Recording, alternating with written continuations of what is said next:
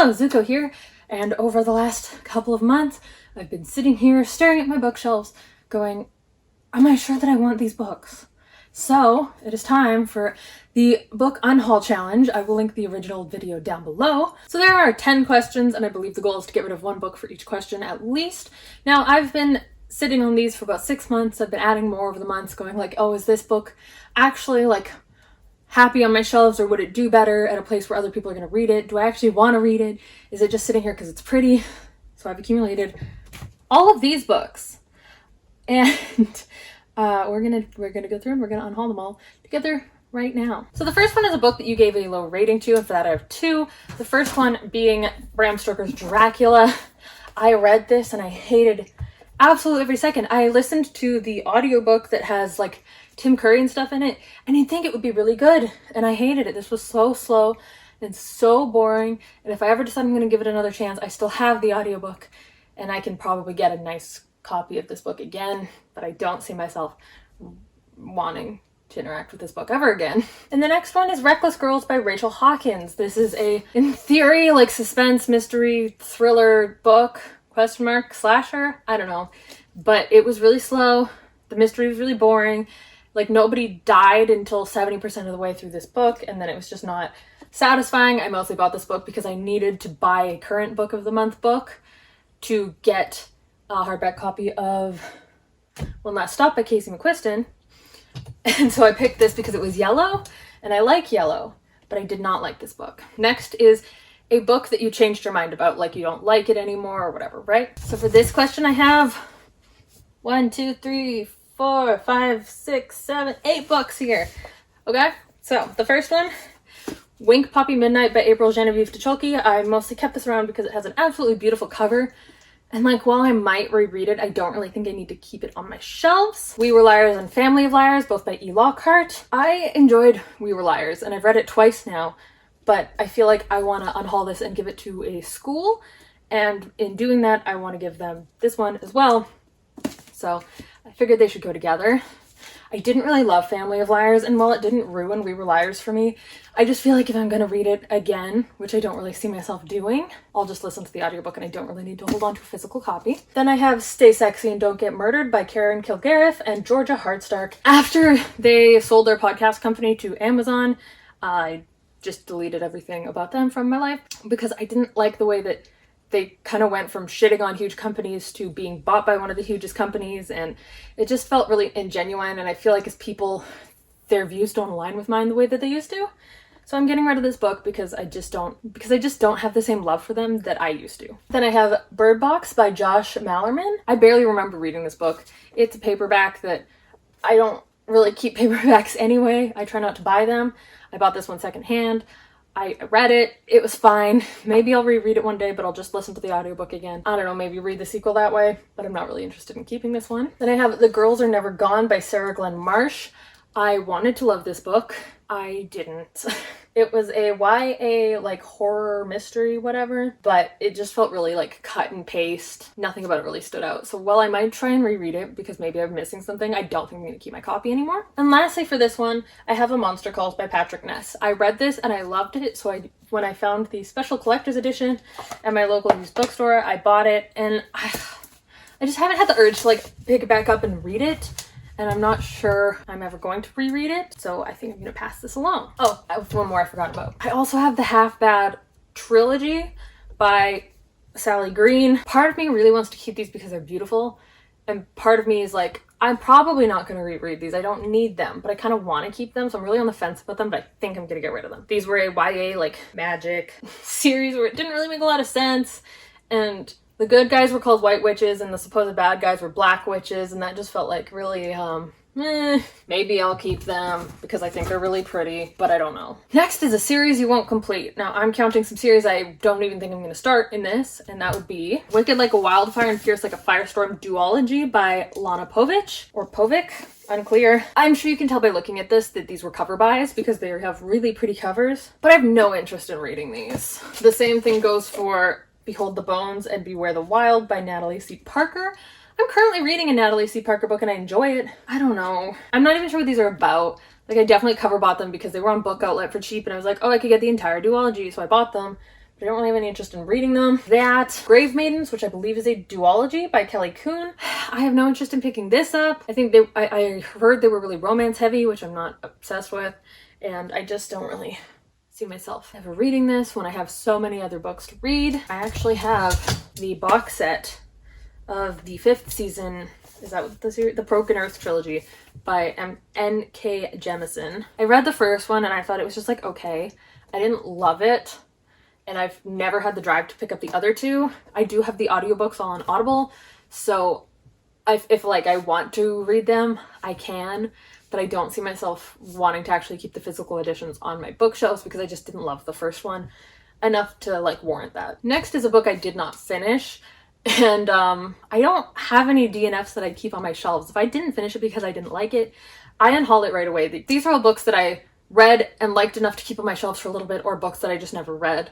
But DNFs I usually immediately throw in the book unhaul boxes after I do my wrap-ups. The next one is books you have multiple copies of, and I have 2 for that. So I have 2 copies of Loki Where Mischief Lies by Mackenzie Lee.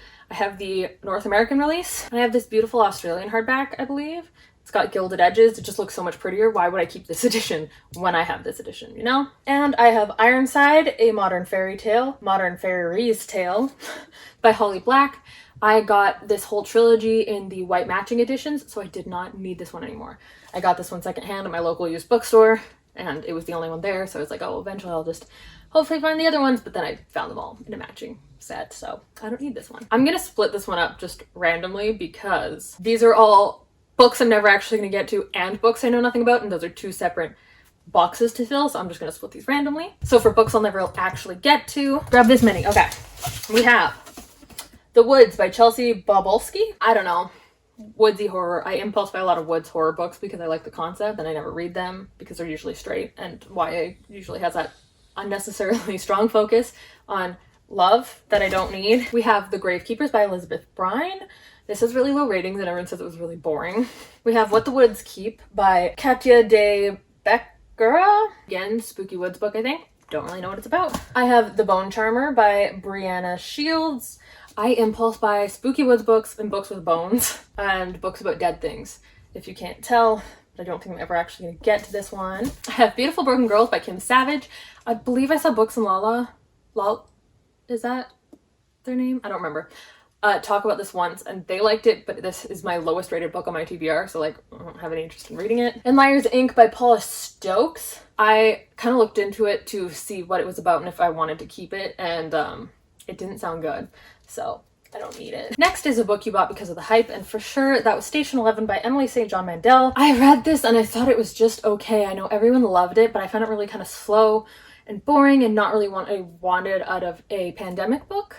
So I'm not compelled to keep it. And at the time I did hear a lot of hype for Your Welcome Universe by Whitney Gardner. This is about a, I believe, deaf student who does graffiti and gets kicked out of their deaf school and has to go to hearing school. And it doesn't have an audiobook, which I don't know if that was like some kind of like, oh, you can't, this book isn't going to be accessible for people who can only like listen to books. I don't know. I didn't love that, but I also just wasn't that interested in reading it. I don't really care about contemporaries. So I'm going to pass this along, and it'll go to a local school division where people can read this, and I feel like it'll be more impactful to them than it is for me. So then here's the other half of these books for a book you don't actually know anything about. So we have Where the Wood Ends by Charlotte Salter. The Dungeoneers by John David Anderson. I bought this because it looked Dungeons and Dragons-y and I liked playing D&D. We have The Space Between Us by Stasia Tolman. I know this is like a friendship book, but I don't know how, and I'm not going to figure it out. We have The Deadly Sisters by Elliot Schreifer. I've read one of Elliot Schreifer's books and liked it when I was like 14. And I know that they just wrote a queer book that I actually really want to read, but this one I don't really care about. Then we have In the Darkling Wood by Emma Carroll. I don't think I'm ever going to get to this, and I don't really know what it's about, but it's a spooky woods book, I think. The Bone Snatcher by Charlotte Salter. This is, I think, middle grade, and I'm just not reading a lot of middle grade. I think a lot of these are middle grade. We also have Surprise Lily by Sherelle Byers-Morinville. This is a middle grade, something about family trauma. Again, these are supposed to be books I don't know anything about, and I really don't. But I do feel like this book would do better at a school library. Learning to Swear in America. I do kind of know what this one's about. There's a meteor coming to Earth, and they use a Russian, I believe, exchange student genius to help stop that problem from happening. And The Waking Forest by Alyssa Weiss. This was again just an impulse buy spooky forest book. So yeah, the last book is a book that I didn't buy, and this was a gift from a dear friend, and I feel kind of weird getting rid of it, but I don't think I'm ever going to reread it, and I would love to pass it along to someone who loves it. And I feel bad because my friend thought about me and bought me this book, and I love them so dearly, but I want this book to continue having a life that isn't stuck on my shelves. And that would be Untamed by Glennon Doyle. This is a non-fiction self-help life storybook about a woman named Glennon Doyle. This cover is beautiful. I wish that, like, I think I've seen editions where like the edges matched the cover and it was just gorgeous. I just don't see myself rereading this, and I'm kind of trying to lower my nonfiction shelf by a significant amount because I don't really think I need a big nonfiction shelf when I never reach for it. Unfortunately for my heart, who feels just so full that my friend thought enough about me to get me this book for either my birthday or Christmas. I don't remember. They're 5 days apart, could have been either. But I want this book to be in the world and live a more fulfilling life than being read once and sitting on my shelf forever. So yeah, I've been putting off making this video for like 4 months, which is good because it meant that I had more time to look at these books and go, do I actually want you on my shelf, or am I just holding on to you for the sake of holding on to you? And I do feel really good about getting some more books off of my shelves that I'm never gonna read or that I didn't really like. Looking at You, Dracula, which I was like so willing to keep holding on to because I kind of liked the edition, but I hated the book, and I'm like, why am I keeping this? Do I actually need to keep this, or can I let it go? So it was good to give myself time to make that choice with quite a few books. If you don't know, I donate all of my books to the school division I went to growing up because these libraries are incredibly underfunded, and all of the YA and middle grade appropriate books end up going to school libraries where they don't get new books often and kids get to read them again and again and again. The adult books will be going to my local used bookstore, and I just never really feel bad about getting rid of books because I know that they're going to support things that I support, like school libraries and local used bookstores. So yeah, I hope you all enjoyed this video. Let me know down below if you loved any of these books or if any of these books I should actually keep because they're actually really good and I'm not giving them a chance. Yeah, I will see you whenever I do my next video.